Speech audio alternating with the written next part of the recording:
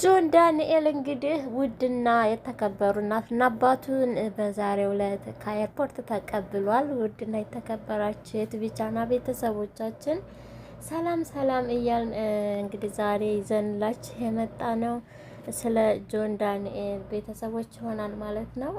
ስለ ጆን ዳንኤል ቤተሰቦች እንግዲህ እንደምታውቁት ከአሁን በፊትም ጆን ዳንኤል በሰይፉ ሾው ፕሮግራም ላይ ቀርቦ እንደተናገረው ቤተሰቦቹ አሜሪካ የሚኖሩ እና እሱንም አሜሪካ የመሄድ ፍላጎት ካለው አሜሪካ ሊወስዱት ፈቃደኛ የሆኑ ቤተሰቦች አሉት። ነገር ግን ጆን ዳንኤል አገር ወዳድ፣ አገሩን የሚወድ የአገሩን ሕዝብ የሚወድ ልጅ ስለሆነ አሜሪካ መሄድ አልፈልግም፣ እዚሁ አገሬ ነው መኖር የምፈልገው ብሎ ከእናትና አባቱ ተነጥሎ በኢትዮጵያ ላይ ሰው ሁላ ኢትዮጵያን ጥሎ በሚሰደድበት ጊዜና ዘመን ጆን ዳንኤል ግን ከሀገሬ አልወጣም፣ ከሀገሬ አልሰደድም፣ በሀገሬ ከህዝቤ ጋር ነው የምኖረው በሚል እንግዲህ ኢትዮጵያ በብዙ ነገሯ ወደ ኋላ ቀር የሆነች ሀገርና ብዙ ችግር ያለባት ሀገር ናት።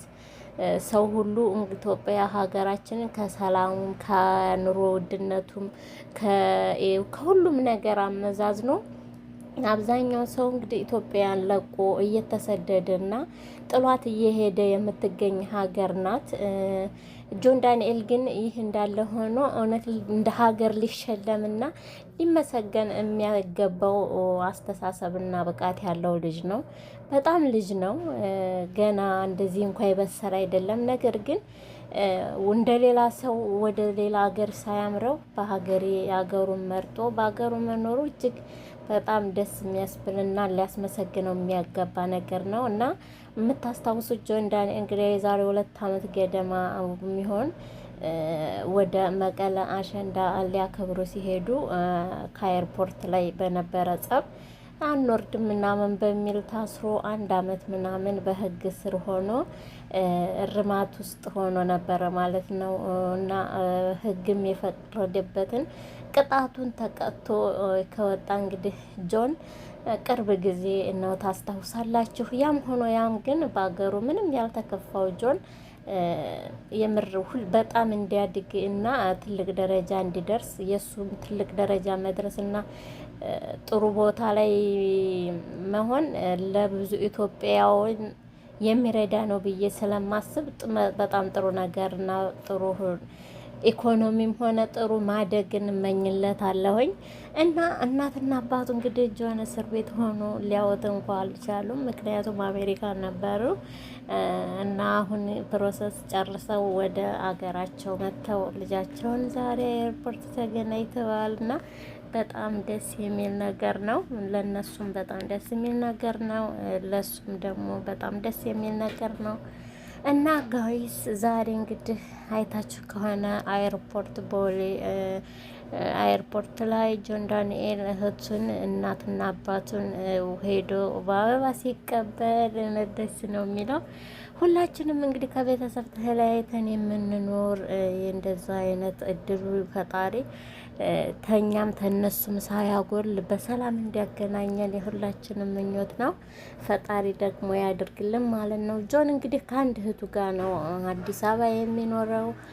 እህቱም ወደ አሜሪካ ፕሮሰስ እንደጀመረች ነው ባለፈች በሰይፉ ሾው ላይ የተናገረው ማለት ነው እና ፈጣሪ ብሎ እንግዲህ እሷን ፕሮሰሷ ሲያልቅ ትሄዳለች ማለት ነው። ጆን ግን ብቻውን እኛን ኢትዮጵያውያኖች ወዶ እኛ ኢትዮጵያ ሀገራችንን መርጦ ይሁ አገሩ ላይ ለመኖር የወሰነ ምርጥዬ ብርቅዬ ልጅ በትንሽ እድሜው ብዙ ነገሮችን የሰራ ወንድማችን ነው ማለት ነው። ጆን እንግዲህ ከፍ ከፍ በል፣ ሌላ ምንም አይባልም። ከቤተሰቦች ጋር ሰላም የሆነ ጊዜና ሰዓት እንድታሳልፉ እመኝልሃለሁ። በዛውም አጋጣሚ በጣም ጥሩ ጥሩ ስራዎችን ይዞ ወደ ህዝቡ የሚመጣ ላይ ነው። በቲክታክ አንደኛ ጌመር ነው። በጣም ተወዳጅነት አለው።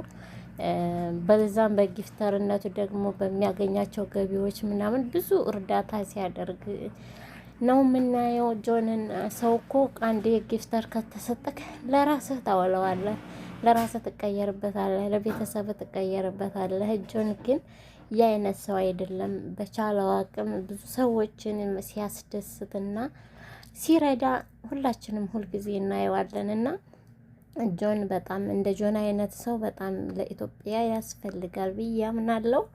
ጆን እንግዲህ በጣም ደስ የሚል ጊዜ ከቤተሰቦች ጋር እንደምታሳልፍ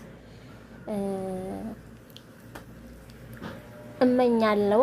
ፈጣሪም ደግሞ ያድርግልህ እና በሀገርህ ላይ ልክ የሀገርህ ፍቅር ኖሮ እንደሆነ ሁሉ በሀገርህ የምትኖረው ከዚህ በላይ በሀገርህ ኮርተህ ተደስተህ ከብደህ ትልቅ ደረጃ ደርሰህ የምትታይበት ሀገር እንዲሆንልህ ሁልጊዜ እመኝልሃለሁ ማለት ነው።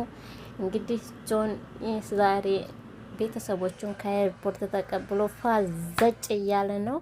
መልካም ቀን ይመችክ በሉት። ቻናላችንን በዚህ አጋጣሚ ላይክ አድርጉ። አብራችን ስለነበራችሁ እናመሰግናለን።